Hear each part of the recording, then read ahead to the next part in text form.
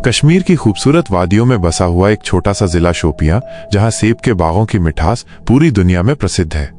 मगर इन मीठे फलों के बीच एक ऐसा बाग भी है जिसके पेड़ खून से सींचे गए हैं और जिसकी मिट्टी आत्माओं से लिपटी है। ये कहानी है बशीर अहमद और उसकी पीढ़ियों की, और उनके बाद उस राज को जानने आई एक डॉक्यूमेंट्री टीम की, जिनके लिए ये सच मौत से भी ज्यादा खतरनाक निकला। नमस्कार दोस्तों, जय भवानी, जय महाकाल। मेरा नाम सौरभ है और आप देख रहे हैं स्टोरी विद सौरभ। मैं आप सभी के लिए लेकर आता हूं डरावनी कहानियां, भूत प्रेत पिशाच और आत्मा के सच्चे किस्से। कहानी को पूरा सुनिए। मैं दावा करता हूं ये कहानी सुनकर आपके रोंगटे खड़े होंगे। कहानी पसंद आए तो प्लीज वीडियो को लाइक करना। आइए चलते हैं कहानी की ओर। बशीर अहमद 55 वर्षीय एक मेहनती और शांत किसान कश्मीर के शोपियां जिले के एक छोटे से गांव हिरपोरा में अपने दो बेटों तारिक 25 वर्ष और आरिफ 21 वर्ष के साथ सेब की खेती करता था।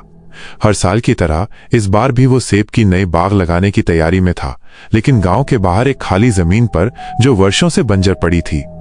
गांव के लोग कहते थे कि वहां किसी जमाने में हाशिम मीर नामक जमींदार की हवेली हुआ करती थी, जो एक दिन रहस्यमय आग में जल गई और साथ ही जली उसकी 3 पत्नियां। तभी से वो जमीन वीरान पड़ी थी। गांव वालों ने बशीर को रोका, मगर उसने सुना नहीं। उसे लगा ये सब अंधविश्वास है। वो जमीन खरीदकर उसमें सेब के पेड़ लगवाता है। शुरुआत में सब ठीक था, लेकिन जैसे ही पेड़ बड़े हुए अजीब घटनाएं शुरू हो गईं। एक रात तारिक ने देखा कि किसी ने सारे पेड़ों को लाल रिबन से बांध दिया है। घर वालों को इस घटना की जानकारी तारिक ने दी। सुबह जाकर देखा गया तो वहां कोई रिबन नहीं थी। दूसरी रात आरिफ खेत में रखवाली कर रहा था। रात के 1 बजे अचानक आरिफ को खेत में किसी औरत के रोने की आवाज सुनाई दी।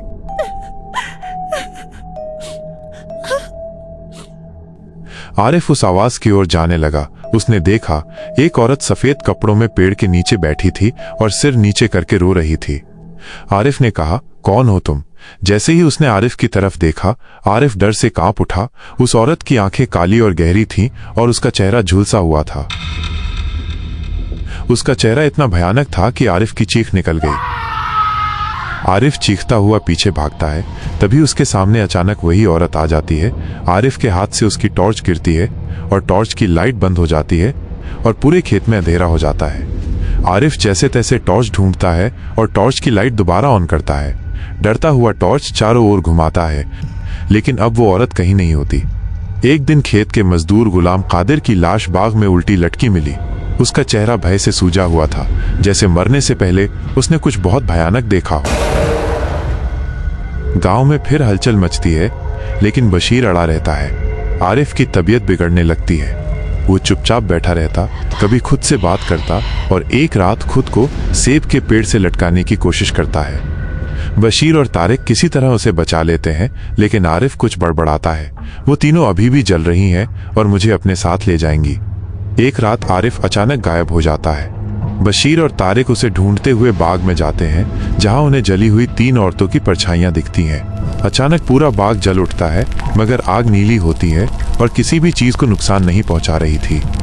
अचानक उन्हें आरिफ दिखता है, पेड़ से उल्टा लटकता हुआ, जिसकी आंखें पूरी सफेद हो चुकी थी। अगले पल वह गायब। सिर्फ उसका मफलर जमीन पर गिरा हुआ था। 2 साल बाद ये कहानी इंटरनेट पर फैल जाती है और एक YouTube channel India paranormal truth की टीम इसे डॉक्यूमेंट करने शोपियां आती है। टीम में कुल 5 लोग होते हैं। 1 विवेक सिंह, जो टीम का लीड घोस्ट हंटर होता है। 2 स्नेहा चौधरी, रिसर्चर और camera operator. 3 Mayank Gupta, technical expert. 4 Raghav Mehra, sound engineer.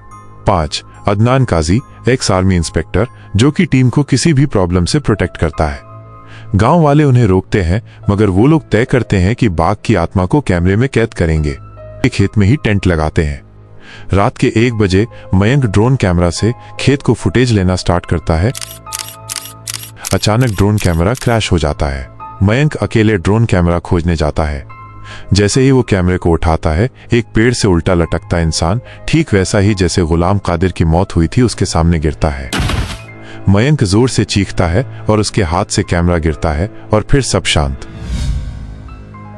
Sneha अकेले टेंट में होती है, तभी कैमरा ऑटो रिकॉर्डिंग ऑन कर देता है। उसे अपने टेंट के पीछे किसी के सांस लेने की आवाज आती है। कैमरे में दिखता है एक झुलसी हुई लड़की सीधा कैमरे की तरफ झुकती है और कैमरा बंद हो जाता है। अगली रात बाग में कुछ ज्यादा ही हलचल होती है। हवा अचानक तेज चलती है, सारे सेब खुद से गिरते हैं और जब टीम उठाकर देखती है उनमें खून भरा होता है। अचानक उनको किसी के कदमों की आवाज सुनाई देती है, जैसे इनके चारों तरफ तेजी से कोई दौड़ रहा हो, पर इन्हें कोई दिखा नहीं। अदनान अपनी बंदूक निकालता है और हवा में एक फायर करता है। अदनान की बंदूक अचानक जाम हो जाती है। तभी एक परछाई उसे उठाकर हवा में घुमाती है और पेड़ से टकरा देती है। उसकी पीठ की हड्डियां टूट जाती है। उसकी चीखें रात भर गूंजती हैं। राघव को ऐसा लगता है जैसे कोई उसके पीछे खड़ा है और उसकी गहरी सांसें उसके कानों को छू रही हैं। राघव वहां से भागने की कोशिश करता है, लेकिन राघव की गर्दन अचानक कड़ की आवाज के साथ पीछे की तरफ घूम जाती है और वो लाइव कैमरे में मरा हुआ दिखता है। उसकी आंखें आखिरी फ्रेम में अब भी खुली होती हैं। स्नेहा जोर से चीखती है। उसके बालों को किसी अदृश्य शक्ति ने जोर से खींचा था। स्नेहा वहां से भागती है, पर उसका एक पैर पेड़ की जड़ों ने जकड़ लिया और फिर स्नेहा को दूर से सफेद साड़ी में एक औरत उसकी ओर आते दिखी। खुले बाल, झुलसा हुआ चेहरा, लाल आंखें।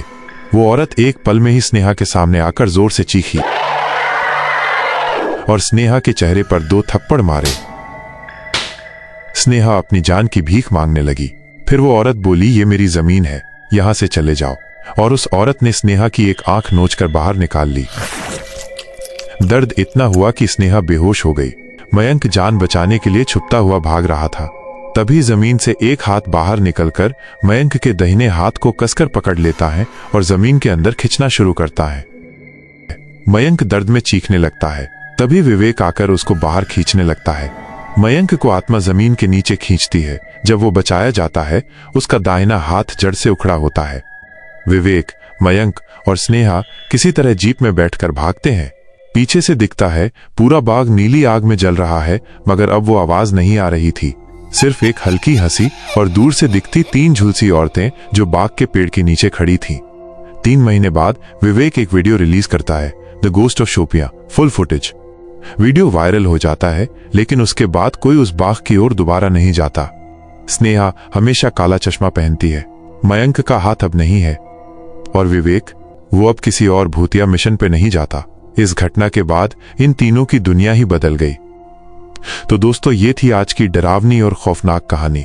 आई होप ये कहानी सुनकर आपको मजा आया होगा। अगर ये कहानी आपको पसंद आई हो तो इस वीडियो को लाइक करके अपने दोस्तों के साथ शेयर भी कर देना। और हाँ, स्टोरी विद सौरभ को सब्सक्राइब भी कर देना, ताकि अगली वीडियो का नोटिफिकेशन सबसे पहले आपको ही मिले। तो मिलते हैं किसी और कहानी में किसी नए डर के साथ। तब तक के लिए अपना ख्याल रखें। हर हर महादेव। जय महाकाल।